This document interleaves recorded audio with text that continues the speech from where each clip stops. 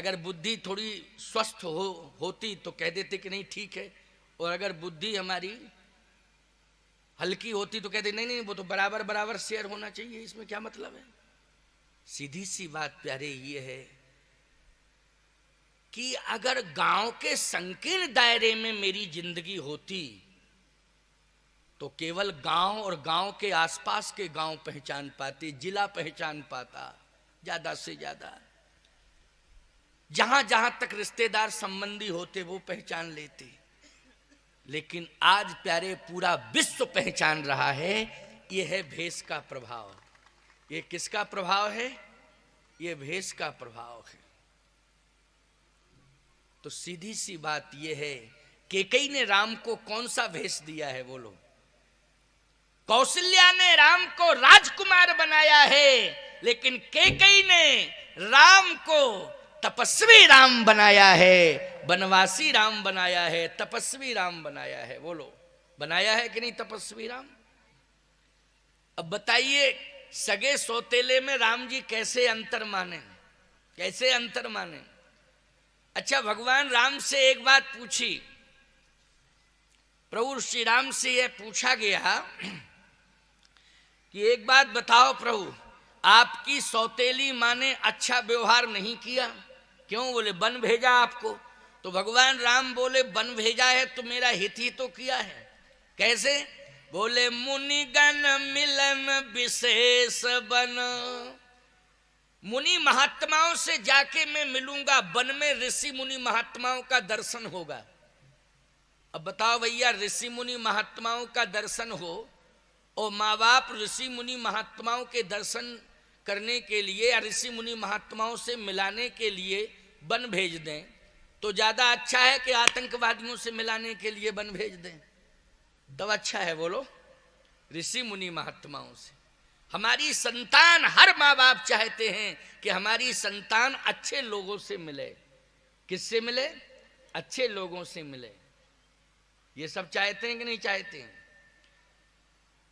हमारे शिव प्रताप जी कल अपने बालक को लेके आए थे तो प्रणाम कराया, और प्रणाम करा के कहा महाराज जी ये बालक है चुनमुन। हमने कहा आशीर्वाद है। कैसा आया? कहे कि थोड़ा आपके पास लाना चाहता था और आपको सिंदौरी ले जाए, सानिध्य मिल जाए आपका। शब्द हमें अच्छा लगा, आपका सानिध्य मिल जाए, भले ही 10-20 मिनट का मिले। तो देखो सानिध्य, किसका सानिध्य मिले? संत का सानिध्य मिले। हर माँ बाप चाहते हैं कि नहीं चाहते बोलो? ऐसे तुम लोग भी चाहते हो, हैं? चाहते हो कि नहीं? आज बहुत से लोग ऐसे बैठे हुए यहाँ जो अपने बच्चों को लाए होंगे कि चलो दर्शन कर ले, थोड़ा सुन ले, जिंदगी सफल हो जाएगी। हर माँ बाप ये चाहते हैं कि हमारी संतान संतों से जुड़े, और संत ये चाहते हैं कि सबकी संतानें माँ बाप से जुड़े, उनके प्रति उनका समर्पण हो। संत ये चाहे, यही है धर्म, यही है धर्म। इस मंच से शिक्षा यही दी जाएगी कि माँ बाप से पहले जुड़ो, उनकी सेवा करो। अगर उनको प्रसन्न कर लिया तुमने तो संत भी प्रसन्न है और भगवंत भी प्रसन्न है। ये हमारा सनातन धर्म है। पाश्चात्य कल्चर में, विदेशी कल्चर में और स्वदेशी कल्चर में जमीन आसमान का अंतर है। पाश्चात्य संस्कृति और हमारे भारत की संस्कृति, हमारे राष्ट्र की संस्कृति में बहुत अंतर है। आपको कैसे? विदेश में 80 साल के बूढ़ों को अवांछनीय तत्व समझा जाता है, पता लगा लो। पश्चिमी कल्चर में जो वृद्ध लोग होते हैं ना, उनको अवांछनीय तत्व समझा जाता है।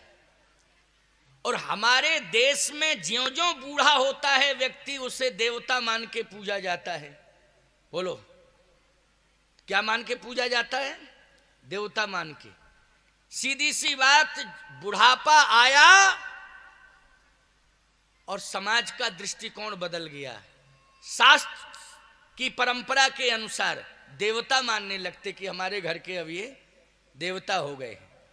और वहां विदेश में देवता नहीं मानते, वहां तो जहां बुढ़ापा आया तहां वृद्धाश्रम में भेज देते हैं, वृद्धालय बने हुए हैं वहां, वहां भेज दिया जाता है और व्यवस्था सब दे दी जाती है, लेकिन वहीं उनकी सेवा एवं जो भी होती हो, जो जैसी कंडीशन में, क्या बताया जाए।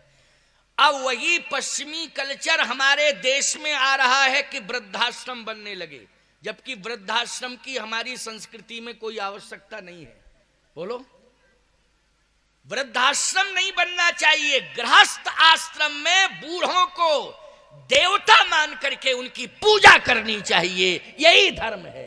अलग से वृद्धाश्रम बनाने की आवश्यकता नहीं है। गलत है ये परंपरा। इसका मतलब है कि उन बूढ़ों के लिए अलग से स्थान बनाया जा रहा है जिन बूढ़ों को उनके बच्चे नहीं पूछते हैं, उनकी संतान नहीं पूछती है। बोलो, उन्हीं के लिए बनाया जा रहा है कि नहीं वो रहने का अड्डा? ये दुर्भाग्य नहीं है तो क्या है? अभी एक चर्चा आई मेरे सामने, बड़े उत्साह के साथ आए, बोले महाराज जी हम गांव वालों ने एक वृद्धाश्रम खोला है, आप उद्घाटन कर दें। हमने कहा भागो यहां से जल्दी, जितनी जल्दी भाग सकते। बहुत अच्छा काम किया तुमने। बोले महाराज जी क्यों क्यों? ये वृद्धाश्रम, वृद्धों की सेवा होगी। हमने कहा ये इसका मतलब है कि आपके गांव के बच्चे बूढ़ों की सेवा नहीं करते, तभी तो वृद्धाश्रम खोलना पड़ा, तभी तो वृद्धाश्रम खोला तुमने। गांव के ही लोगों से उद्घाटन करा दो। ये महात्मा नहीं करते हैं इस तरह से उद्घाटन। महात्मा लोग तो उस घर में प्रवेश करते हैं जिस घर में बूढ़ों का सम्मान होता है, उसी में संतों का प्रवेश होता है। और जिस घर में बूढ़ों का अपमान होता है उस घर में संतों का प्रवेश नहीं होता है। क्या करेंगे संत उस घर में जाकर? अयोध्या की परंपरा है कि वृद्धों का सम्मान करना। महाराज मनु की परंपरा है। हम सब महाराज मनु की संतान बैठे हैं। अभिवादन शीलस नित्यम वृद्धोपि सेवनः चत्वार तस् वर्धन्ते आयु विद्या यशो बलम। हम सब मनु की संतान बैठे हैं। मनु जी ने डिमडिम नाद किया है, अभिवादन शीलस नित्यम वृद्धोपि सेवनः। अभिवादन करो, किसका? वृद्धों का अभिवादन करो। सबसे पहले तुम्हें अभिवादन किसका करना है? वृद्धों का। बोलो, ये धर्म हमारा बता रहा है कि नहीं? ये धर्म हमारा शिक्षा दे रहा है कि नहीं कि अभिवादन करो, वृद्धों का सम्मान करो? वो कौन सा धर्म ऐसा है, कौन सा पंथ ऐसा है जो कहता है मां बाप को नहीं मानना चाहिए? ऐसा कहने वाले और इस प्रकार की बात करने वाले नरक के गामी हैं। ये पतनोन्मुखी विचारधारा है। अगर इस प्रकार के विचार कोई दे रहा है कि मां बाप को नहीं मानना चाहिए, मैं चैलेंज से कहता हूं यही पतनोन्मुखी विचारधारा है। ये पतन की ओर ले जाने वाली विचारधारा है। इस विचारधारा को मोड़ने की जरूरत है। अगर इस प्रकार का कोई विचारधारा बनाया है, इस तरह की विचारधारा में तुम्हें बहा ले जा रहा है, तो मैं एक ही बात कहता हूं, मुड़ने की जरूरत है। कहा क्यों? बोलो, इस प्रकार की जो धारा है उसमें बहोगे तो मुर्दा माने जाओगे, और धारा को अगर मोड़ दोगे तो जिंदा माने जाओगे। और इतना मोड़ो धारा को, इतना मोड़ो कि राधा बन करके श्याम सुंदर के चरणों में समर्पित हो जाए। धारा को इतना मोड़ने की जरूरत है। इस प्रकार की धारा में बहने की आवश्यकता नहीं है। गंगा में स्नान करोगे, अगर बह जाओगे तो तर जाओगे। बोलो, तर जाओगे कि नहीं? और नाले में अगर डूब गए तो जिंदगी में नरक। क्यों भाई? जिंदगी में नरक है, क्योंकि नाले में गए, गिरे तो कहां गिरे? बोले नाले में गिरे। और नाले में गिरे तो क्या हुआ? बोले घुट घुट के मरे, उसमें पड़े रहे और फिर मरे घुट घुट के। इसलिए जिंदगी को बदलने की जरूरत है। जिंदगी को बदलो, स्वस्थ विचारधारा से बदलो। हम किसी के पंथ के निंदक नहीं हैं, लेकिन अगर उस पंथ की विचारधारा पतनोन्मुखी है तो हम निश्चित रूप से उसमें अवरोध पैदा करेंगे, उसको रोकने की कोशिश करेंगे। क्योंकि तुम्हारे प्रति, तुम जैसे भक्तों के प्रति हमारी तपस्या तुम्हारे लिए समर्पित है, हमारी साधना तुम्हारे लिए समर्पित है। अरे चित्रकूट जैसे पावन तीर्थ को छोड़ करके, वहां का भजन यजन छोड़ करके हम अगर तुम्हारे बीच में आए हैं तो याद रखना, हम तुमसे लेने नहीं आए हैं, तुमको अपना तप देने के लिए आए हैं, तुम्हारी जिंदगी को संभालने और सुधारने के लिए आए हैं। तुम हमें क्या दे सकते हो? जो हमें तीर्थ का देवता दे देगा वो गांव का व्यक्ति दे सकता है क्या? जरा सोच लो, बोलो भाई। तुम भी अगर गांव से जाते हो लेने के लिए तो तीर्थ ही में न जाते हो, कहाँ जाते हो? तीर्थों में जाते हो, मठ मंदिरों में जाते हो, मांगते हो कि नहीं मांगते हो? लेकिन जहां तुम मांगने जाते हो उसको छोड़ के हम तुम्हारे बीच में आए तो तुम क्या दे सकते हो? सोचो जरा। लेकिन इन 5 दिनों में, आज का चौथा दिन है, इन 5 दिनों में आपको बहुत कुछ हम देके जा रहे हैं।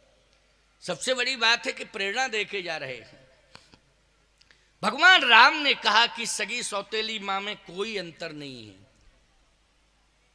तो आप क्या डिसीजन ले रहे हैं? कहा मैं तो बन जाने का निर्णय ले रहा हूं। वन में क्या होगा? कहे मुनि गण मिलन विशेष बन, सबई भात हित मोर, उतहि पर पितुआय सुबहुर, सम्मत जननी तोर। अब इस शब्द से ये अर्थ निकल के आ गया कि भगवान कह रहे तहि पर पितुआयस, पिताजी की आज्ञा। क्यों पितुआयुष का मतलब क्या है? पिताजी की आज्ञा। तहि पर पितुआयस बहुर, सम्मत जननी तोर। लोग कहते हैं पिता की बात नहीं माने राम जी वन चले गए। पिताजी तो कह रहे थे कि रह जाएं। कहां रह जाएं? अयोध्या में रह जाएं। क्यों भैया? कहां रह जाएं? अयोध्या में रह जाएं। ऐसा पिताजी कह रहे थे, लेकिन अयोध्या छोड़ के चले गए और उनके पिताजी इसी वियोग में मर गए। ये भ्रम है, ये भ्रम है। महाराज श्री दशरथ की मुखर स्वीकृति नहीं हुई, लेकिन मौन स्वीकृति हुई। बस अंतर इतना है। समझ गए हो कि नहीं? एक होती है मुखर स्वीकृति और एक होती है मौन स्वीकृति। महाराज की मौन स्वीकृति है। मौन स्वीकृति कैसे है? भगवान राम ने कहा पिताश्री मैं आपको प्रणाम कर रहा हूं, आप मुझे आशीर्वाद दें कि मैं जाऊं वन। दशरथ जी ने कहा राम तुम्हारे बिना मैं जिंदा कैसे रह सकता? तुम मेरे प्राण हो। यदि प्राण निकल जाते हैं तो देह किसी काम की नहीं रहती है। तुम मेरे प्राण हो, अगर तुम चले गए तो मेरे प्राण निकल जाएंगे, ये शरीर रह जाएगा, तो ये शरीर किस काम का है? ये शरीर नाशवान होता है। क्यों भैया? कितना ही प्रेमी व्यक्ति क्यों ना हो, लेकिन अगर प्राण निकल जाते हैं तो दिन 2 दिन ज्यादा से ज्यादा रखे रहोगे, बस मुश्किल से, वो भी इंतजाम करके। लेकिन फिर उसको अग्नि के हवाले, जल के हवाले कुछ करना ही पड़ता है ना, जो भी विधान रहते हैं। बोलो, जलाना पड़ता है ना देह को। कितने प्रेमी मरे, लेकिन सबको अग्नि के हवाले करना पड़ा, क्योंकि प्राण निकल गए। इसलिए, और मैं कहता हूं प्राण हो, शरीर पूरा गल जाए, सड़ जाए, कुछ भी हो जाए, लेकिन उससे प्रेम करते हो कि नहीं करते हो? बोलो, अगर वो प्रेमी है तो। प्राण हो और शरीर पूरा गल जाए, सड़ जाए, दुर्गंध मारने लगे, लेकिन फिर भी प्रेम करते हो कि नहीं करते हो? जल्दी बोलो। यदि प्रेमी है तुम्हारा तो, नहीं काहे को प्रेम करोगे? प्रेमी है तो, है नहीं? पड़ोसी ना करें, वो दूर भगे दुर्गंध से, लेकिन तुम तो इत्र वित्र छिड़क के कुछ न कुछ करके उसको संभालोगे। संभालोगे कि नहीं? क्यों? प्राण है उसमें। और चाहे जैसा पहलवान क्यों ना हो, कंचन काया क्यों ना हो, अगर प्राण निकल जाए तो फिर क्या करते हो? जल्दी बोलो। राम नाम सत्य है, सत्य बोलो मुक्त है, राम नाम सत्य है। यही करते हो कि नहीं करते हो बोलो? और कपाल क्रिया कर देते हो, अग्नि संस्कार कर देते हो। इसका मतलब है कि शरीर प्राण की कीमत है, प्राण निकलने के बाद शरीर की कीमत नहीं है। दशरथ जी ने कहा राम तुम मेरे प्राण हो, ठीक है मैं मानता हूं कि तुम बन जा रहे हो, यदि प्राण चले जाएंगे तो ये शरीर क्या करेगा अयोध्या में? ये किसी काम का नहीं है शरीर, इसलिए राम तुम मत जाओ। भगवान राम सोचने लगे कि पिताजी मत जाओ कह दें और मैं जाऊं तो कलंक लग जाएगा कि पिताजी की बात नहीं मानी। क्यों भैया, यही होगा कि नहीं होगा? पिता की बात नहीं मानी, फिर तो सारी दुनिया ये रिकॉर्ड बना लेगी कि जब राम जी ने अपने पिता की बात नहीं मानी तो तुम कौन खेत की मूली हो, हम तुम्हारी भी नहीं मान रहे। बोलो, यही लोग कहते कि नहीं कहते? राम जी ने नहीं मानी जो आदर्श मानते हो जिनको। दिमाग से भ्रम निकाल दो। भगवान राम जैसा मातृ पितृ भक्त तो अवतार बाद में कोई हुआ ही नहीं है दूसरा। राम जी जैसा मातृ पितृ भक्त कौन हुआ संसार में? प्यारे, भगवान राम ने कहा ठीक है पिताजी हम रुके हैं, अब आपकी इच्छा नहीं है ना? हाँ नहीं, मेरी इच्छा नहीं, तो हम रुके हैं फिर। तो कैकेयी ने कहा कि इसका मतलब है रुक रहे हो अयोध्या में? राम जी बोले क्या करें, जब पिताजी नहीं कह रहे हैं तो अब क्या करें, रुकना नहीं पड़ेगा। तो कैकेयी ने कहा सुन लो हमारी बात। राम जी ने कहा आप सुनाओ। होत प्रात मुनिवेश धर जो न राम बन जाहि। महाराज श्री दशरथ भी वही हैं, कहा सुन लीजिए आप महाराज, और राम भी सुन रहे हैं, आप भी सुन लीजिए। होत प्रात मुनिवेश धर जो न राम बन जाहि, तो मोर मरण राउर यजस नृप समझिए मन माहि। यदि राम बन नहीं जाते हैं तो आपको अपयश मिलेगा और मेरी मौत निश्चित। अब ये भी समस्या है कि मान लीजिए मां मरे, क्यों भाई, मां मर जाए तो भी कलंक लगेगा ना बेटे को, कि अगर मां की बात माने होते तो चले जाते बन, तो मां मरती नहीं। और पिता कह रहे हैं कि राम तुम मेरे प्राण हो, अगर तुम चले गए तो मेरे प्राण निकल जाएंगे और शरीर रह जाएगा किसी काम का नहीं। अब ये आ गया धर्म संकट। कैकेयी ने कहा कि मैं नहीं रहूंगी, मैं तो मरूंगी। दशरथ जी बोले अगर राम तुम चले गए तो मैं मरूंगा। कैकेयी बोली नहीं गए राम तो मैं मरूंगी। अच्छा एक बात बताओ, पति पत्नी दोनों में ये कंडीशन आ जाए कि मरने वाला चांस, और ये कहे व्यक्ति जो मारने के लिए आया वो ये कहे, या मौत ही कहे, मान लीजिए मौत ही कहे, चलिए मौत आ जाए और मौत कहे सुनो पति पत्नी में से कोई एक निर्णय ले लो, हमें तो एक को ले जाना है। अब ले जाना है एक को, अब डिसीजन ये ले लो कि तुम दोनों में से कौन तैयार हो। मौत कह रही है ये कि पति पत्नी में से ले जाना है एक को, लेकिन गुंजाइश इस बात की है छूट के राजी राजी समझौता कर लो कि कोई एक तैयार हो जाए, मैं उसी को लेके चली जाऊं, मेरा कोटा पूरा। अब पति पत्नी सलाह करें कि मरना तो पड़ेगा दो में से किसी एक को, तो अब बताओ किसका मरना ठीक है बोलो।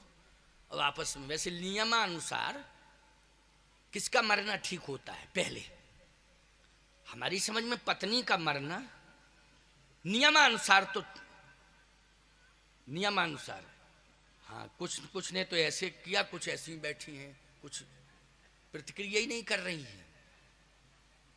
लेकिन सही बात तो यह है कि सुहागवती नारी दुनिया से जाती है तो प्रशंसा की पात्रा होती है, वो होती है कि नहीं?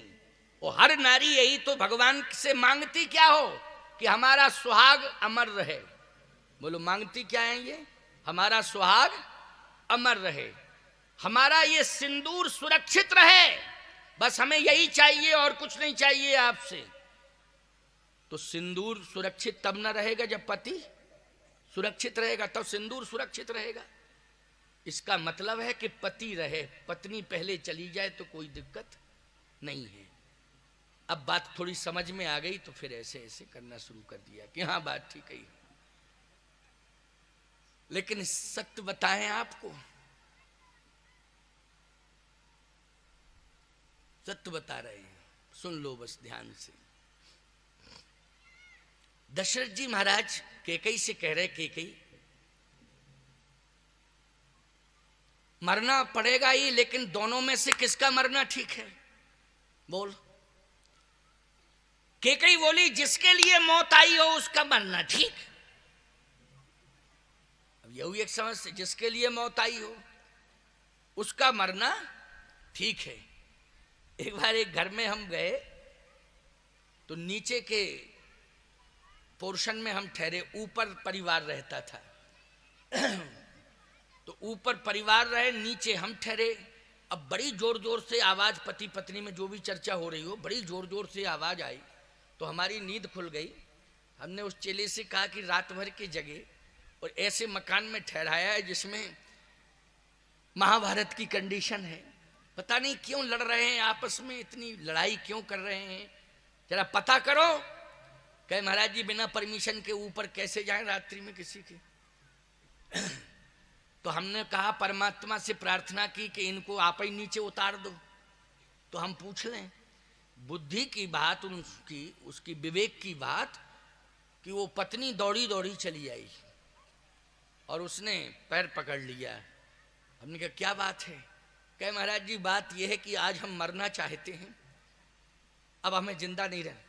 हमने कहा कल क्यों नहीं मर गई थी, जब हम आए तभी को मर रही, और फिर मर रही थी तो ऊपर मर जाती, मेरे पास आके क्यों मर रही। क्यों भाई, जहां घटना घटती है और जिसके पास घटे, अच्छा जैसे हमारे पास मरती तो ईमानदारी से बताओ दोषी हम माने जाते कि नहीं है। हमने कहा कि मरना था तो ऊपर मरती या कल मर जाती, आज यहाँ की क्यों, क्या बात है, मरने की क्या जरूरत है। मरना अच्छी बात नहीं होती है, अकाल मौत अच्छी नहीं होती है, मोक्ष नहीं मिलता है, परमात्मा क्षमा नहीं करता है। इसलिए कभी किसी को आत्महत्या नहीं करनी चाहिए। आत्महत्या करना ये सबसे बड़ा पाप है, जघन्य पाप है। परमात्मा उसको कभी क्षमा ही नहीं करता है जो आत्महत्या करता है। इसलिए जीवन जीना चाहिए। अगर जिंदगी में कोई समस्याएं आ गई हैं तो याद रखना, मौत को गले नहीं लगाना चाहिए। यदि समस्याएं आ जाती हैं तो भगवान के श्री चरणार विंदों में अपना समर्पण कर देना चाहिए कि प्रभु जीवन आपके चरणों में है, अब आप जैसा चाहो वैसा करो। भगवान के चरणों में समर्पण का मतलब मौत नहीं है, इसका अर्थ उल्टा मत लगा लेना कि मौत है। भगवान के चरणों में समर्पण का मतलब यह है कि आप श्री रामचरितमानस को जीवन समर्पित कर दो।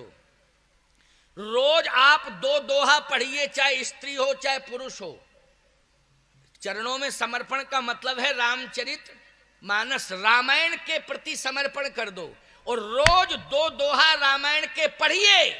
यदि आप जिंदगी से हार चुके हैं तो रामचरितमानस पढ़ते पढ़ते एक ऐसा प्रसंग आपके बीच में आ जाएगा जिसको पढ़ करके आप जिंदगी को श्रृंगार बनाने लग जाएंगे। जिंदगी आपकी सुंदर बन जाएगी, श्रृंगार बन जाएगी। रामायण वो समाधान देती है, इसलिए रामायण को पढ़ना चाहिए जरूर। कभी भी कोई भी समस्या आपको उलझन में नहीं डाल सकती है, समस्या का समाधान कहीं ना कहीं रामायण दे देगी। कोई समस्या आपको परेशानी में नहीं ला सकती है। बस परेशानी इसी बात की है कि आप पढ़ते नहीं हो रामायण। क्या नहीं करते हो? रामायण नहीं पढ़ते हो। भगवान राम ने, मैंने उससे कहा, मैंने कहा तू रामायण पढ़ा कर, रामायण पढ़, ये मरने वरने की बात खत्म कर। इतने में उसका पति भी आ गया। बोले महाराज जी क्या कह रही है ये? मैंने कहा मरने की बात कर रही है। तो वो कहने लगा कि ये क्यों मर रही है, मैं ही मरा जाता हूं। अरे हमने कहा ये और बेवकूफी की बातें बोल रहा है। हमने कहा बताओ सही बात क्या है। पत्नी ने कहा बात ये है कि हम झूठ नहीं बोलते। अच्छा फिर? कहे ये पति मेरा ये झूठ बोलता है। अब बताइए झूठ बोलना पाप है कि नहीं महाराज जी? हमने कहा हाँ झूठ बोलना तो पाप है। तो बोले आप उसको शिक्षा दो कि आज तक झूठ बोलता रहा, अब ना बोले। तो उसने कहा महाराज जी सही बताऊं, धंधा बिजनेस करता हूं तो थोड़ा सा झूठ बोलना पड़ता है। और भाई धंधा बिजनेस करता हूं, हम झूठ क्यों बोले आपसे? सही बात तो यही है कि धंधा बिजनेस करता हूं इसलिए कंडीशन में झूठ बोल देता हूं। कहो तो धंधा चौपट कर दूं, नहीं बोलूंगा झूठ। और हम तो कहते महाराज धंधा जाए भाड़ में, आप ही के साथ चित्रकूट चल रहे हैं, या ये चलावे धंधा। जब ये धंधा चलाएगी तो इसे पता लग जाएगा कि झूठ बोलना पड़ता है कि नहीं बोलना पड़ता है। तो किसी कारण को लेकर के झूठ बोलते हैं, लेकिन ये टेंशन करती है। मैंने कहा ऐसा है, वैसे झूठ बोलना पाप है, लेकिन विशेष ही कोई परिस्थिति आ जाए तो झूठ थोड़ा सा बोल लो, लेकिन इसके लिए तुम्हें प्रायश्चित करना पड़ेगा फिर। लेकिन झूठ बोलने का अभ्यास मत बनाओ, नहीं प्रायश्चित करो फिर झूठ बोलो, फिर प्रायश्चित फिर झूठ बोलो। हमने कहा ये गलत बात है, झूठ बोलना वैसे पाप है। कोशिश ये करो कि हम झूठ बोले ना, और कोई विशेष परिस्थिति आ जाए तो अलग बात है, लेकिन हमें झूठ बोलने का अभ्यास नहीं डालना चाहिए। कहे ठीक है महाराज, वैसे तो हम अब धंधा ही चेंज कर रहे हैं और ऐसा धंधा करेंगे जिसमें झूठ नहीं बोलेंगे। पत्नी बोली मान लीजिए बोले तो, फिर भी बोले तो? उसने कहा तो स्वामी जी के चरणों को पकड़ के कह रहा हूं कि जिस दिन झूठ बोलूंगा उसी दिन प्राण छोड़ दूंगा। लेकिन तू अगर झूठ बोली तो? कहा मैं तो बोलती नहीं हूं। अरे तू बोलती कैसे नहीं है झूठ, बतावे? हाँ, अभी मायके गई थी तू, मेरे सामने कह रहा हो, मायके गई थी? हाँ। 2 तोला की झुमकी बना के लाई। ईमानदारी सही बोलना, स्वामी जी के चरण पकड़ के कहे। पैसा यहां से ले गई थी, बनवाए वहां, नाम कर दिया अपने बाप का कि हमारे बाप ने दी, इज्जत बचाने के लिए। अरे मैंने कहा और खतरनाक मैटर है, अब चुप हो जाओ, अब तो और खतरनाक स्थिति आ गई है। कहे स्वामी जी हम 101% सत्य बोल रहे हैं, अब आपको सुना रहे हैं, हम क्या बतावें। और कह रही थी हमारे बाप ने बनवाए, वो पैसा यहां से ले गई थी। हमने कहा पैसा? कहे तुमने कब दिया पैसा? कहे जब जब भी देता था खर्च के लिए, तू मांगती थी तो 1000 मांगती थी, 1500 खर्च करती थी, 500 बचाती थी। ऐसे ही बचाती गई 25-50 हजार, 1 लाख रुपया हुआ, और गई मायके, वहां से सोने की झुमकी बनवा के आ गई। वो कहती हमारे बाप ने बनवाई। अरे हमने कहा शांत रहो, झूठ मत बोलना। पत्नी बोली महाराज जी मैं बोलती नहीं हूं, लेकिन मैं भी नहीं बोलूंगी। उसने कहा बोली तो? कहा अगर मैं जिस दिन झूठ बोलूं तो आपके चरणों की सौगंध खा के कह रही हूं उसी दिन विधवा हो जाऊं। बात समझ में आ गई? आ गई समझ में। मरना तुम्ही को पड़ेगा, सीधी सी बात। लेकिन मैं एक बात कहता हूं, पति पत्नी एक सिक्के के 2 पहलू होते हैं। बोलो होते हैं कि नहीं? अगर एक पहलू में खोट आ जाएगा तो सिक्का चल नहीं सकता। वो बोलो भाई, चल नहीं सकता। अगर पति के अंदर कमियां आ गई हैं तो उसका खामियाजा पत्नी को भुगतना पड़ता है, अपमान सहना पड़ता है। यदि पत्नी के अंदर किसी भी प्रकार की कहीं कोई वाणी व्यवहार में भूल चूक हो जाती है तो समाज के लोग फिर ताना बाना बुनते हैं उसके पति पर कि तुम्हारी पत्नी का बातचीत का तरीका ठीक नहीं है, हम तुम्हारे परिवार से संतुष्ट नहीं है, तुम्हारी पत्नी की बातचीत करने का तरीका ठीक नहीं है। तो बोलो भाई, खोट आ गई कि नहीं आ गई? परिवार में आई खोट कि नहीं आई?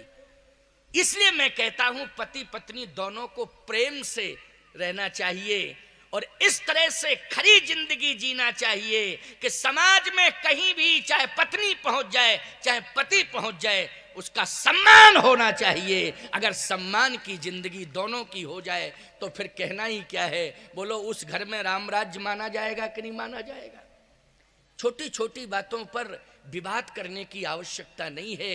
पति को भी वाणी का संतुलन बनाना चाहिए, पत्नी को भी वाणी का संतुलन बनाना चाहिए। इस प्रसंग में लोग अर्थ करने लगते हैं कि कैकेयी की वाणी का संतुलन बिगड़ गया है।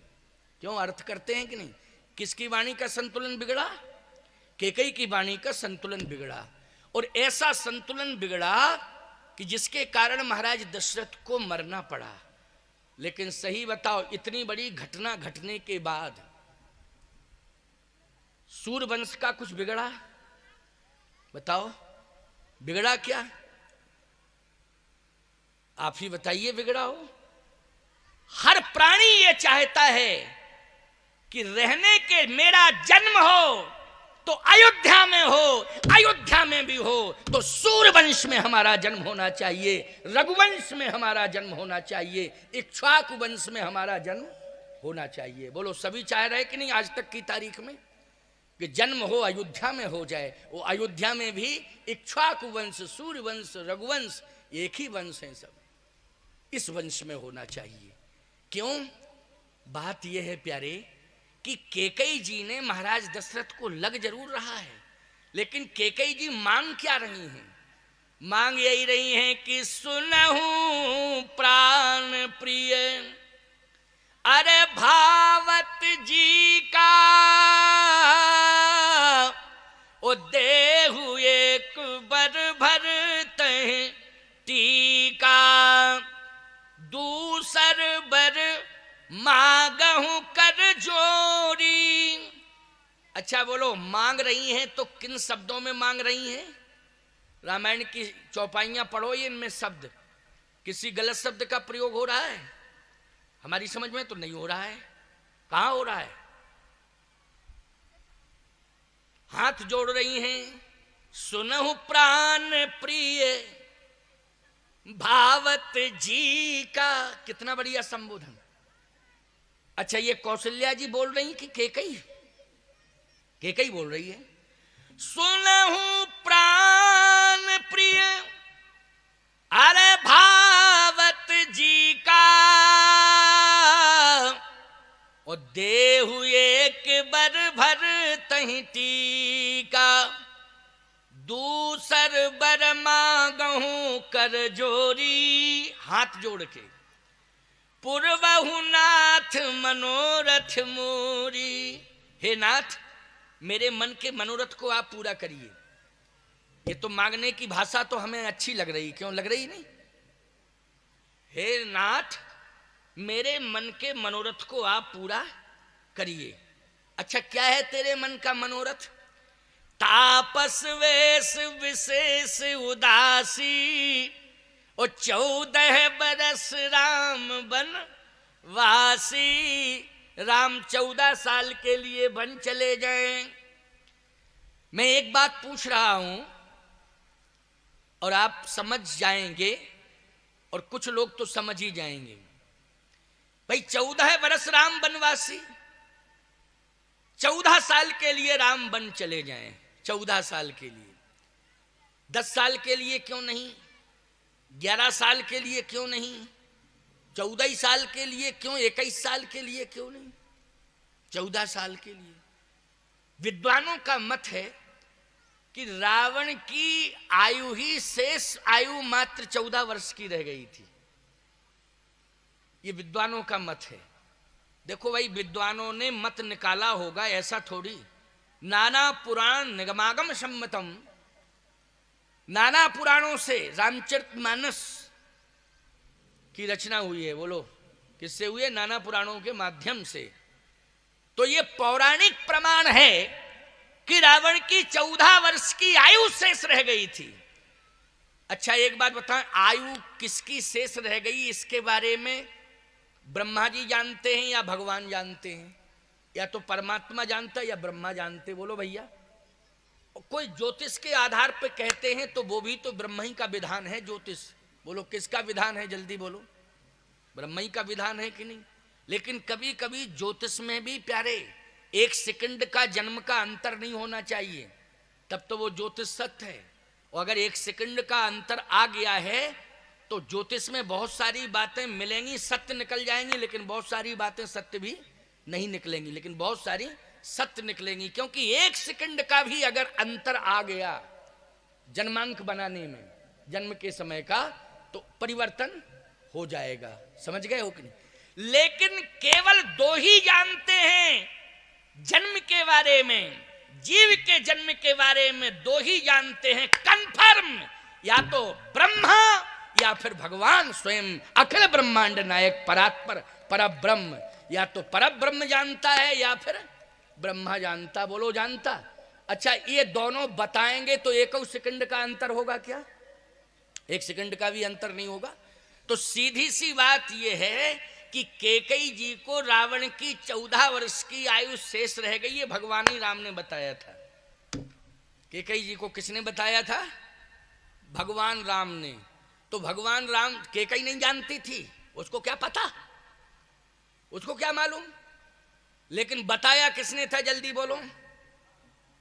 भगवान राम ने बताया था। सही बात हम आपकी बता दें तो हम कुछ नहीं जानते, लेकिन हमारे अंदर जो भगवान बैठा है वो कह रहा है ऐसा बोल दो, वैसे ही बोल दिया। आपका महाराज बिल्कुल सही बताए, तो हम थोड़ी बताए, अंदर से कोई बुलवा दिया, उसने हमें बता दिया कि ऐसा बोल दो, हमने बता दिया। समझ गए हो कि नहीं बात को? ऐसे ही कैकेयी नहीं जानती है, कैकेयी को कुछ भी पता नहीं है, लेकिन ये तो राम जी को पता है कि 14 वर्ष शेष रह गए हैं।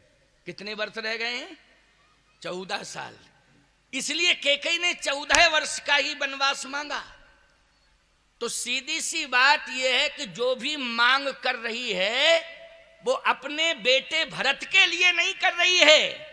कैकेयी जो भी मांग कर रही है वो स्वयं राम जी का कार्य बनाने के लिए कर रही है कि आप जो संकल्प लेकर के इस धरती पर आए हो, आपका कार्य समय से पूरा हो, इसके लिए माध्यम मैं बन रही हूं, माध्यम मैं बन रही हूं। ये थोड़ी कि भरत के लिए। ये कैकेयी इस बात को जानती थी कि भरत राज्य ले ही नहीं सकता है। इतना आदर्शवादी है भरत कि चाहे जितना प्रयास किया जाए, हम नहीं, चाहे जितने लोग मिलकर के प्रयास करें कि भरत को राजा बना दें, भरत राज्य स्वीकार नहीं करेगा, भरत राजा नहीं बनेगा। लेकिन प्यारे, इस बात को आप सुन लीजिए कान खोल करके। 14 साल का जो वनवास मांगा है वो किसकी इच्छा से मांगा है? राम जी की। और रहस्य बताया किसने है? रामई जी ने बताया है रहस्य। इसलिए कैकेयी कहती है 14 बरस राम बनवासी, तापस वेश विशेष उदासी, 14 बरस राम बनवासी। 14 वर्ष राम बनवासी, 14 साल के लिए राम बन चले जाएं। लेकिन भरत के लिए राज्य क्यों मांगा? इसलिए कि टीका का अर्थ जानते हो? सुनो प्राण प्रिय भावत जी का देहो, सुनो प्राण प्रिय भावत जी का, और देव एक बार भरता है टीका, देव एक बार भरता है टीका। टीका सावधान, टीका मानी तिलक होता है कि आपने माथे में टीका लगा दिया, ये तिलक होता है। टीका मानी तिलक। भरत जी का तिलक होना चाहिए। सत्य तो प्यारे ये है कि भरत 14 साल के लिए इस कुल का प्रकाश है। टीका मानी होता है जैसे मस्तक पर चंदन लगाया तो ये प्रकाश है, ये संकेत क्या है? जैसे चंदन लगाया तो अक्षत लगाते हो, अक्षत मानी अंधकार ना हो कभी, बोलो भाई, छत ना हो मानी अंधकार नहीं, प्रकाश रहे, इसका यही अर्थ है। चंदन लगाया और क्या लगाते हो साथ में? अक्षत मानी चावल, चावल को कहते हैं अक्षत, मानी मस्तक पर जिंदगी में और मस्तक पर जीवन में कभी अंधकार ना हो, प्रकाश हो। 14 साल के लिए इससे सिद्ध हो रहा है कि टीका जो लगाना है वो कितने साल के लिए? 14 साल के लिए। 14 साल प्रकाश बना रहे। कहां? अयोध्या में। अच्छा, तो इसका मतलब है कि 14 साल राम के जीवन में अंधकार बना रहे? कहे नहीं नहीं, राम के जीवन में अंधकार रह नहीं सकता है। कैसे? क्योंकि राम स्वयं प्रकाश है, जगत प्रकाश प्रकाशक रामू। और दूसरी बात यह कि राम तहां राम रघुवंश मणि, राम तो स्वयं मणि है, मणि। और बोलो मणि के द्वारा प्रकाश ही तो मिलता है। मणि की प्रधानता प्रकाश की होती कि नहीं होती? बोलो, मणि का मतलब है प्रकाश। तो प्रकाश तो राम भी है, क्योंकि मणि है, मणि। तो प्रकाश तो राम के द्वारा होगा ना, रघुकुल की मणि है, इसलिए प्रकाश तो राम के द्वारा होगा। कह नहीं, राम के द्वारा प्रकाश तो होगा, लेकिन राम के द्वारा प्रकाश होगा, लेकिन केवल अयोध्या में। मणि को अगर केवल अयोध्या में रखा जाएगा तो अयोध्या में प्रकाश होगा। और ये मणि अयोध्या से बाहर जहां जहां जहां जहां जाएगी वहां पर प्रकाश होगा। क्यों होगा कि नहीं होगा? दूसरी बात यह है कि मणि के प्रकाश को कोई माई का लाल किसी भी मौसम में नष्ट नहीं कर सकता। जैसे मान लीजिए आंधी आवे, तो आंधी आएगा तो मणि का प्रकाश क्या आंधी समाप्त कर सकती है? मूसलाधार पानी बरसे तो पानी बरसे, बरसता रहे पानी, लेकिन मणि का प्रकाश बुझ सकता है क्या? बोलो, नहीं बुझ सकता है। मूसलाधार वर्षा भी मणि के प्रकाश को नष्ट नहीं कर सकती है। याद रखना, तेज आंधियां भी मणि के प्रकाश को बुझा नहीं सकती हैं, नष्ट नहीं कर सकती हैं। मणि का प्रकाश शाश्वत है। बोलो, है शाश्वत कि नहीं? तो फिर ये भरत भी प्रकाश कहा कि महाराज भरत तो दीपक रूपी प्रकाश है। किसका प्रकाश है? दीपक रूपी प्रकाश। कैसे? कहे जानहु सदा भरत कुल दीपा,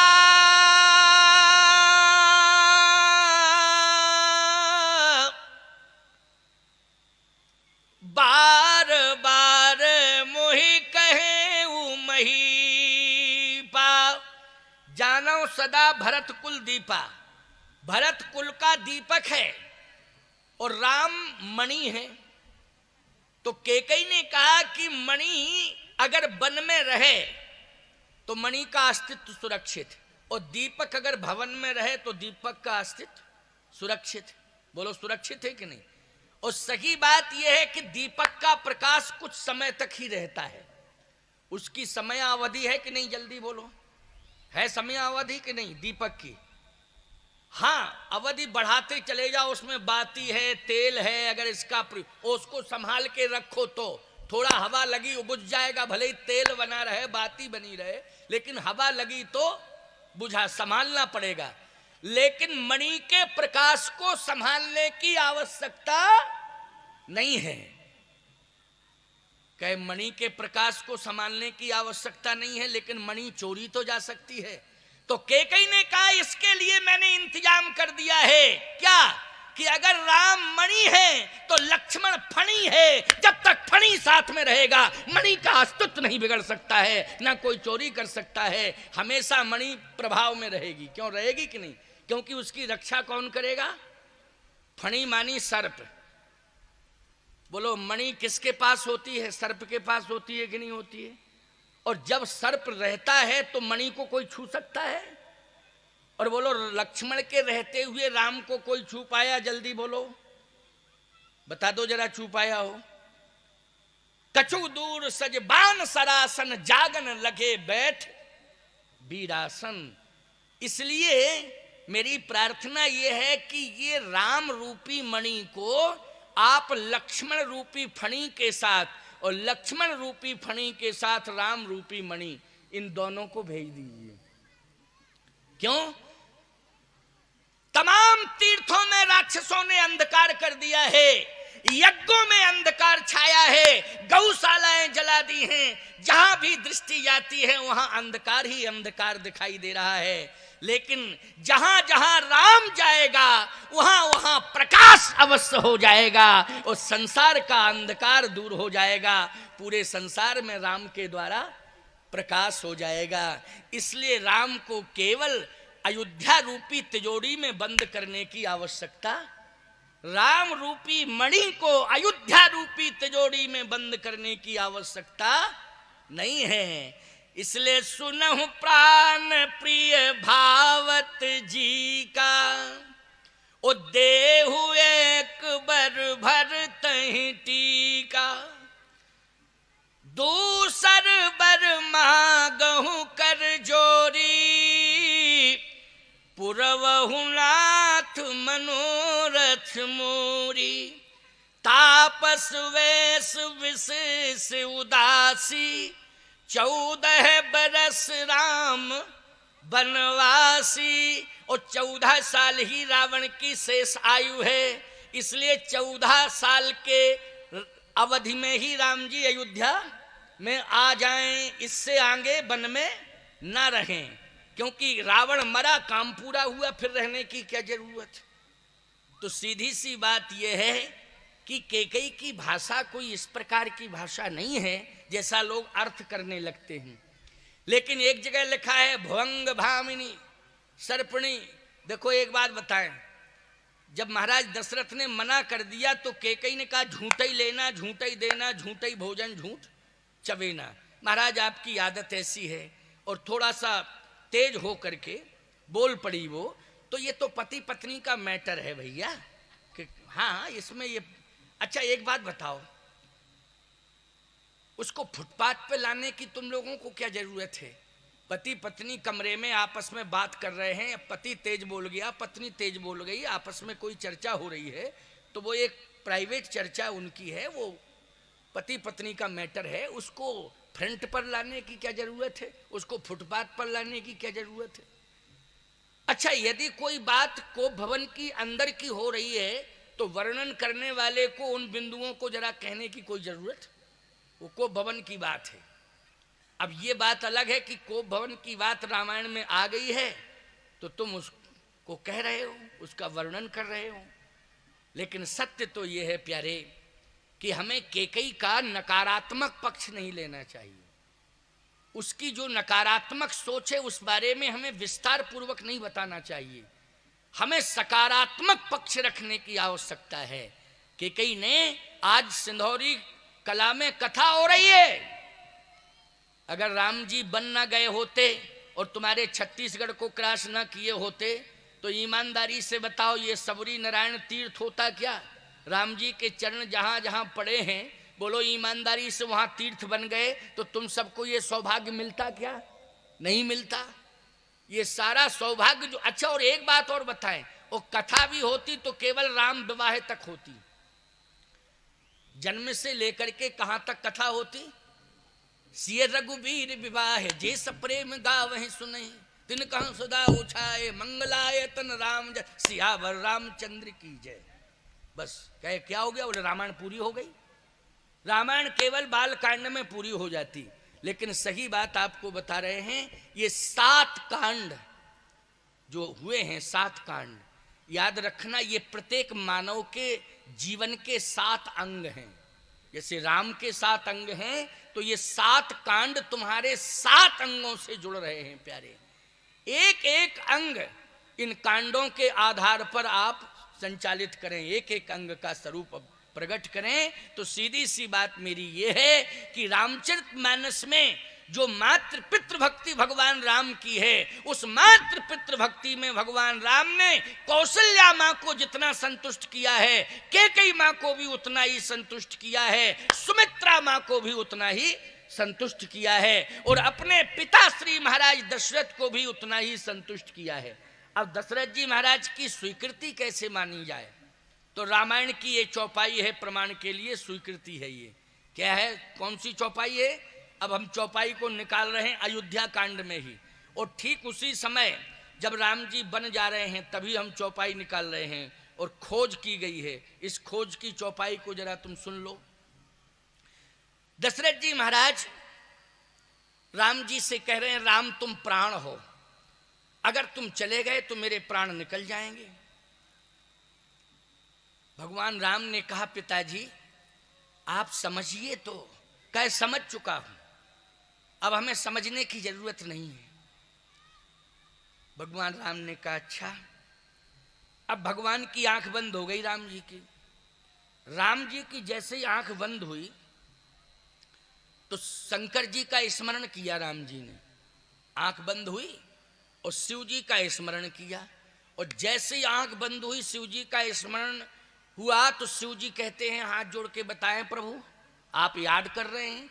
कहे हाँ अब आपकी जरूरत है। क्या जरूरत है? कैलाश पर्वत छोड़ के आप आ जाओ, मेरे पिताजी को समझा दो। मैं बन जा रहा हूं और मेरे पिताजी मुझे रोक रहे हैं, आप आके पिताजी को समझा दो। भगवान शंकर ने कहा वैसे तो आप ही समझाने में सक्षम हो। अरे हम सक्षम तो हैं, लेकिन बेटा है ना, बाप बेटा बाप को समझाए कि बाप बेटे को समझाए? क्यों भाई, हैं सक्षम लेकिन हैं तो बेटे ही। अब हम समझाने लग जाएं तो दुनिया कहेगी क्या जमाना आ गया कि बेटा बाप को समझा रहा है। देखो ये जमाना, क्यों कहते हैं नहीं कि देखो जमाना पलट गया है, अब तो बेटा बाप को समझा रहा है। तो हम बेटा हैं आखिर, लेकिन सही बात है ये कि आप आओ और आप समझाओ।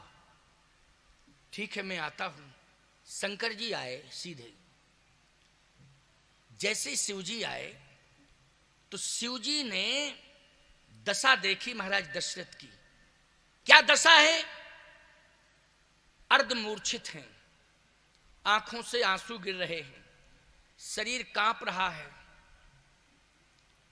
अर्धमूर्छित हैं, थोड़ा थोड़ा होश है। भगवान शंकर जैसे ही आते हैं तो शिव जी ने स्पर्श किया दशरथ जी का, तो चैतन्यता आई, और जैसे ही चैतन्यता आई तो नेत्र खुल गए। नेत्र खुले, देखा कि मेरे सामने तो शशांक शेखर भूत भावन भगवान शंकर खड़े हुए हैं। आहा, दशरथ जी महाराज ने उसी समय चरण पकड़ लिए शिव जी के। दशरथ जी ने शिव जी के चरण पकड़ लिए और काश तोष तुम अब ढर दानी, आरती हरहु दीन जन जानी।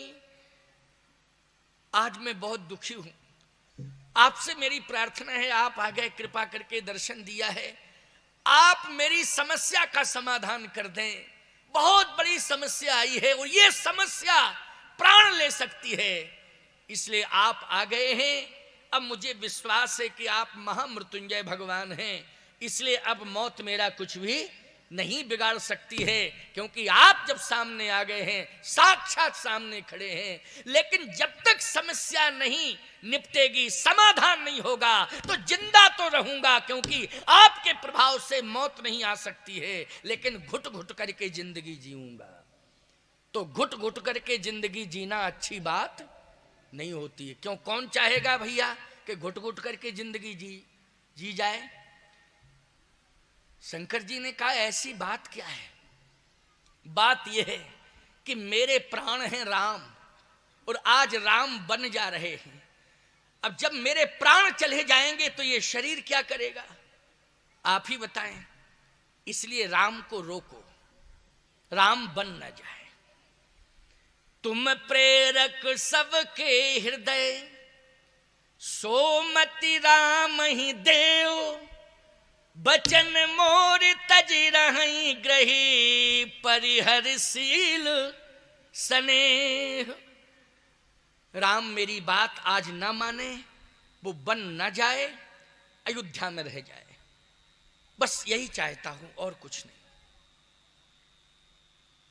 शंकर जी ने कहा कि इसका मतलब है कि आप राम जी को वन नहीं भेजना चाहते? ना ना ना ना, बिल्कुल नहीं, अयोध्या में रहे। आंख बंद की शंकर जी ने, राम जी का ध्यान किया, तो राम जी तो हृदय में ही बैठे रहते हैं शिव जी के। का क्या चाहते हैं आप? भगवान राम ने कहा भोले बाबा 1% इच्छा नहीं है मेरी कि मैं अयोध्या में रहूं, लेकिन कलंक मेरे माथे ये लगेगा कि पिता रोकता रहा लेकिन पुत्र ने बात नहीं मानी और पुत्र चला गया, तो ये कलंक मेरे ऊपर लगेगा, कलंक से मुझे बचाओ। ऐसी मति मेरे पिता की कर दो कि मेरा पिता मुझे बन जाने के लिए आदेशित कर दे, ऐसी मति कर दो। शंकर जी बोले बहुत ही जटिल समस्या है, बहुत ही जटिल समस्या है, क्योंकि पिता कह रहा है कि बचन मोर तज रहें ग्रह परिहरशील शनेह। आप ऐसी मति राम जी की कर दो, मेरे पुत्र की कर दो, मेरे पुत्र की ऐसी मति कर दो कि वो अयोध्या छोड़ के वन न जाए, ऐसी मति पुत्र की कर दो। पुत्र कह रहा है पिता की ऐसी मति कर दो कि पिता मुझे वन जाने के लिए आज्ञा दे दे, आदेश दे दे। बोलो धर्म संकट आ गया कि नहीं आ गया, जल्दी बोलो। अब यहां पर राम जी को अपनी पितृभक्ति की रक्षा करनी है कि पितृभक्ति का मतलब क्या हुआ कि पिता की बात मानी जाए तभी तो पितृभक्ति है। लेकिन इसी बिंदु पर लोग टिप्पणी करने लग जाते हैं कि मर्यादा पुरुषोत्तम श्री राम ने अपने पिता की बात कहां मानी, और पिता के प्राण निकल गए और वो उनको छोड़ के चले गए वन। अगर मान लेते तो पिता के प्राण बच जाते। लेकिन सुनिए आप दशरथ जी महाराज का यहाँ क्या स्वरूप प्रकट होता है, स्वीकृति कैसे मिलती है। यही है रामचरितमानस की गहराई। अब हम गहराई में डुबकी लगा रहे हैं और एक मोती निकाल के ला रहे हैं, भाव का मोती। क्योंकि मानस सिंधु में जब डुबकी लगाएंगे तो भाव का मोती जो है निश्चित रूप से आ जाएगा, और वो भाव का मोती तुम सबके हाथों में रहेगा प्यारे, रहेगा कि नहीं रहेगा। और वो मोती हाथों में क्या तुम्हारे कानों तक पहुंचेगा, और वो मोती कर्णेंद्रिय के माध्यम से तुम्हारे हृदय के अंदर प्रवेश कर जाएगा। इसलिए हृदय सिंधु में वो मोती फिर प्रवेश कर जाएगा। तो सुनिए, दशरथ जी ने कहा कि ऐसी कृपा करो आप कि मेरा बेटा बन न जाए, ऐसी मति मेरे बेटे की हो जाए। वो मान ही नहीं रहा है मेरा बेटा, वो कहता नहीं मैं तो बन जाऊंगा, ऐसी मति कर दो।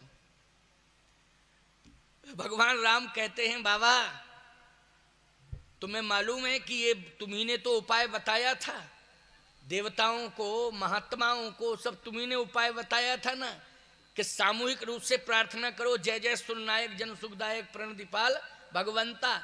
जब सामूहिक प्रार्थना करोगे तो भगवान प्रकट हो जाएंगे, और भगवान वचन दे देंगे और तुम्हारा स्वर्ग बच जाएगा, महात्माओं के आश्रम बच जाएंगे, यज्ञ और गौ ब्राह्मण सबकी रक्षा हो जाएगी।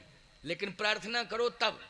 तो प्रार्थना की सबने, हम प्रकट हुए और वचन भी दिया, जन नृपो मुनि शुद्ध सुरेशा तुम्हें लाग धरी हो नर बेशा। असुर मार थापे सुरन, असुरों को मारूंगा, थापन सुरन राखे निज सुध सेतु, जग विस्तार है विशद जस राम जन्म कर हेतु। तो ये सब आपके सामने ही तो योजना बनी, और अगर हम यही अयोध्या भर में रह गए तो फिर मतलब क्या हुआ बैकुंठ छोड़ने का। शंकर जी बोले बात बहुत बड़ी है प्रभु, लेकिन अब क्या बतावें, कोशिश में लगे हैं, कोशिश कर रहे हैं। अब कोशिश कर रहे हैं, देखिए आप कौन कोशिश कर रहे हैं, भगवान शंकर। किसको समझाने की कोशिश कर रहे हैं, प्रभु राम के पिता को। भगवान शंकर ने कहा चक्रवर्ती सम्राट महाराज दशरथ, आपके सामने अगर धर्म खड़ा कर दिया जाए और धर्म के बगल में पुत्र को खड़ा कर दिया जाए, तो आपके वंश की परंपरा किसको है कि धर्म को प्राथमिकता दोगे कि पुत्र को? बोलो जल्दी। देखिए ये किसने महाराज के सामने प्रश्न खड़ा कर दिया, भगवान शंकर ने। किसके सामने? दशरथ जी के सामने प्रश्न खड़ा कर दिया कि धर्म भी खड़ा है और पुत्र भी खड़ा है धर्म के बगल में। आपकी परंपरा क्या कहती है वंश की, कि पुत्र को प्राथमिकता देना है कि धर्म को? अब मैं बताता हूं कि आपके वंश की परंपरा क्या रही। सीवी ददीच हरिश्चंद्र नरेशा उसहे धर्म हित कोटि कलेसा। महाराज शिवी, उन्होंने शरीर को महत्व नहीं दिया, धर्म को महत्व दिया। बोलो, अगर शरीर को महत्व देते तो शरीर के कई हजार टुकड़े कर दिए थे कि नहीं कर दिए थे? किसकी रक्षा के लिए किए थे बोलो महाराज शिवी ने? धर्म की रक्षा के लिए। जो कबूतर कपोत था वो कबूतर नहीं था, वो क्या था? वो तो धर्म ही परीक्षा लेने आया था, बोलो आया था कि नहीं? लेकिन महाराज शिवी ने शरीर को महत्व नहीं दिया है, धर्म को महत्व दिया है। प्राण को महत्व नहीं दिया है, धर्म को महत्व दिया है। बोलो दिया महत्व कि नहीं? हरिश्चंद्र नरेशा, महाराज हरिश्चंद्र ने पत्नी और पुत्र दोनों को बाजार में बेच दिया था, संपत्ति विश्वामित्र के हाथ में सौंप दी और स्वयं अपना जीवन सौंप दिया। तो संपत्ति भी धर्म की रक्षा के लिए विश्वामित्र जी को दी और धर्म की रक्षा के लिए स्वयं अपना शरीर, पत्नी और पुत्र सबको विश्वामित्र के हाथ में सौंप दिया और विश्वामित्र ने जाकर के काशी के बाजार में बेच दिया। ये उपदेश कौन दे रहे हैं दशरथ जी को? भगवान शंकर। अब शंकर जी जैसा वक्ता और दशरथ जी जैसा श्रोता, बोलो भाई। और श्रोता इतने संकट में फंसा हुआ है साहब, लेकिन वक्ता भी बड़ा बेजोड़ मिला, समझाने वाला बोलो साधारण नहीं, भगवान शंकर। और तुम सब भी तो सुन रहे हो, देखो समाधान कितना बढ़िया निकल के आता, अभी देखो फर्स्ट क्लास का समाधान और समय से ही। अब क्या करें, मिनट तो बचे हैं 8 ही, लेकिन चलो कोई बात नहीं है, 10-5 मिनट, कल भी 10 मिनट ज्यादा हो गया था। तुम्हारे लिए तो कोई दिक्कत नहीं है, ज्यादा हो जाए तो खुश ही हो जाता।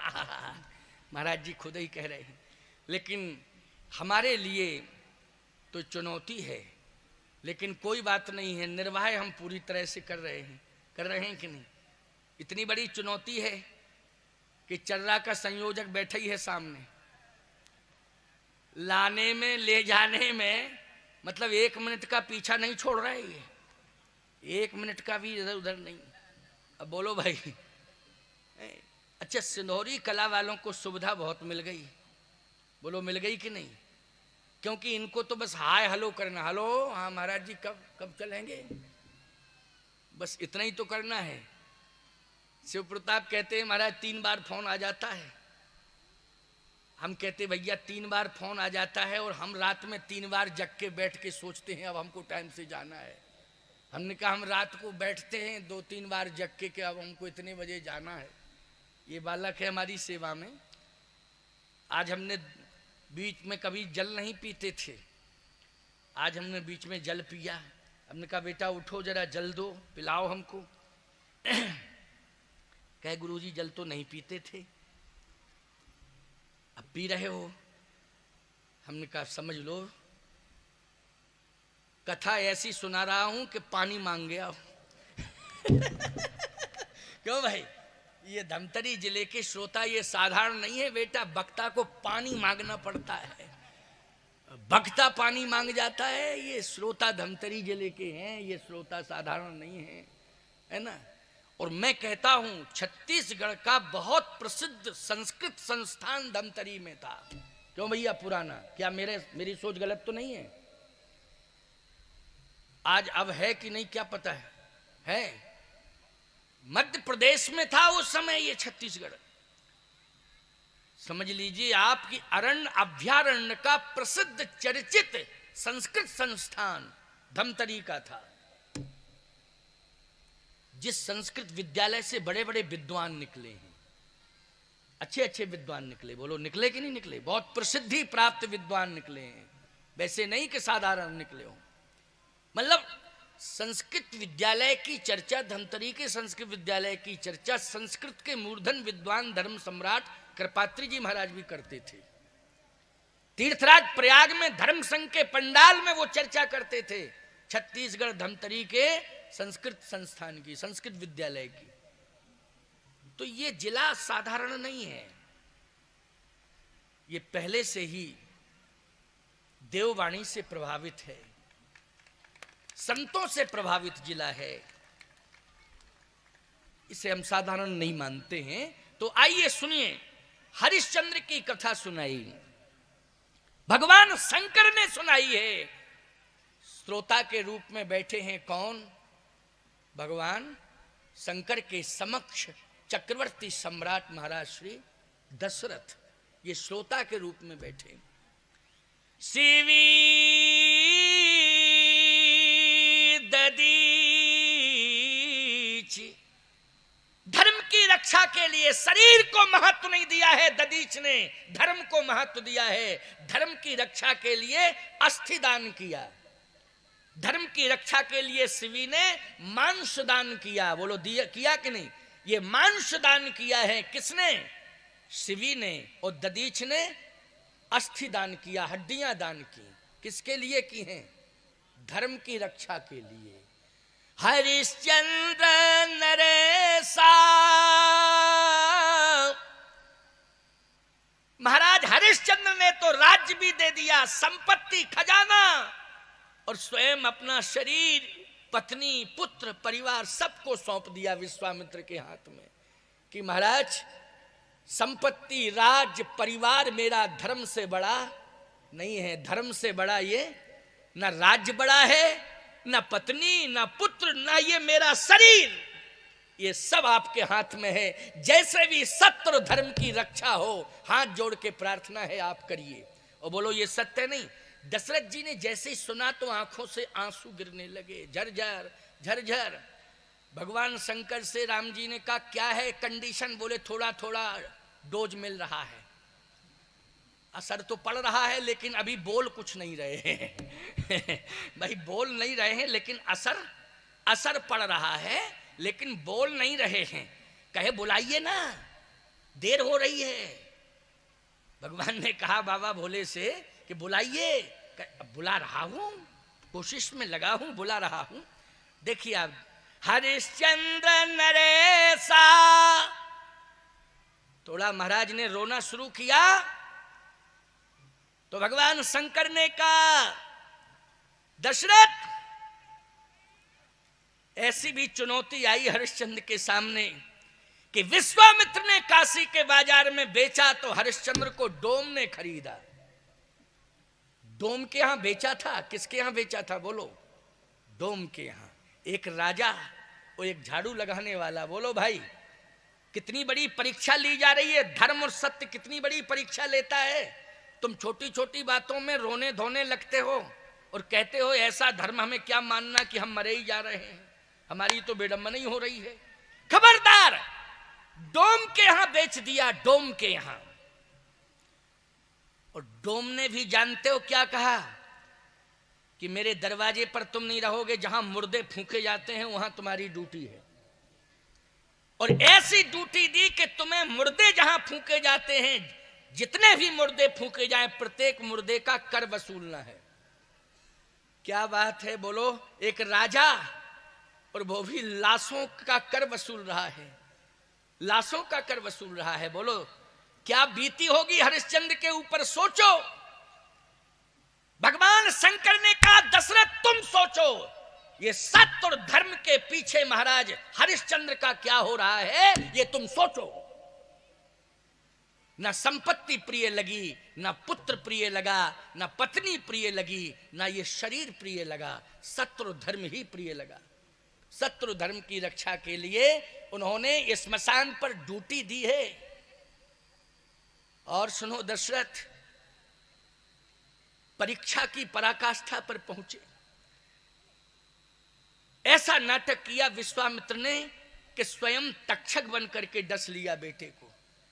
क्या बन गए? तक्षक, सर्प बन गए, सर्प। और सर्प बन करके रोहित को डस लिया, हरिश्चंद्र के बेटे को डस लिया।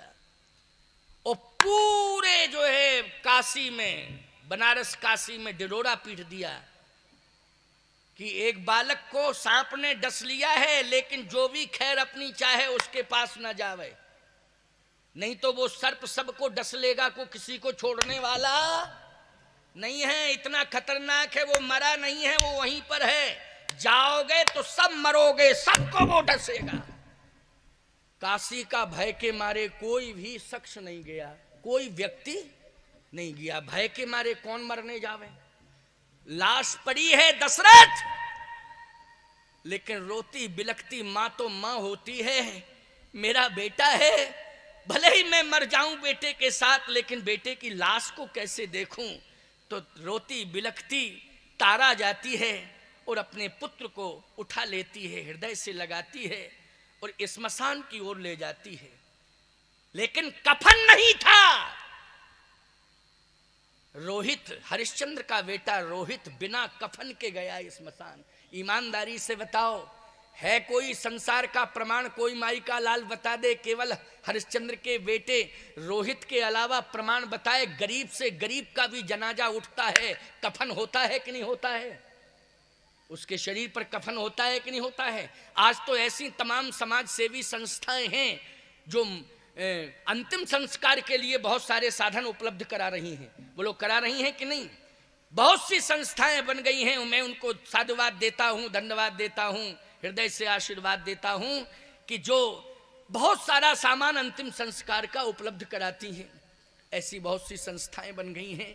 लेकिन उस समय की बात, एक राजा का बेटा बिना कफन के गया है स्मशान। दशरथ सोचो, दशरथ जी के आंसू बढ़ते जा रहे हैं साहब, रोते जा रहे हैं दशरथ जी। सुनाने वाले कौन हैं? भगवान शंकर। और सुनने वाले श्रोता के रूप में कौन है महाराज? दशरथ। भगवान शंकर ने कहा थोड़ी देर में जानते हो दशरथ क्या हुआ? जैसे ही बेचारी रोती बिलखती तारा रोहित के शव को दग्ध करना चाहती थी, जलाना चाहती थी, उसी समय हरिश्चंद्र आ गए लाठी लेकर के। खबरदार, जब तक कर नहीं ले लूंगा तब तक शव को दग्ध नहीं करने दूंगा, मुझे कर चाहिए। तो तारा ने चरण पकड़ लिए, कहा बिना कफन की लाश है, जब कफन के लिए पैसा नहीं है तो कर के लिए पैसा कहां से होगा। लेकिन पहचानो, विपत्ति में क्या संबंध भूल गए हो। मैं पत्नी हूं, ये पुत्र है, बिना कफन की लाश आई है, इतना तो समझो, संस्कार होने दो। क्योंकि कफन तक के लिए पैसा नहीं तो कर के लिए पैसा कहां से आएगा। स्वामी पुत्र ही तो है, मैं पत्नी हूं, आप पिता की भूमिका में हैं, इसलिए इतना मजबूर मत करो। क्या पहचान नहीं रहे हो? भगवान शंकर ने कहा दशरथ। उसी समय हरिश्चंद्र बोल पड़े, मैं जानता हूं कि तू मेरी पत्नी है, मैं ये भी जानता हूं कि ये मेरा पुत्र है जिसकी लाश पड़ी है, लेकिन ध्यान से सुन ले, तू मेरी पत्नी है, ये मेरा पुत्र है। मैं पत्नी का त्याग कर सकता हूं, पुत्र का त्याग कर सकता हूं, लेकिन जब तक जिंदा हूं तब तक सत्य और धर्म का त्याग नहीं कर सकता हूं। इसके लिए मुझे कुछ भी करना पड़े, मैं सत्य और धर्म का त्याग नहीं कर सकता हूं।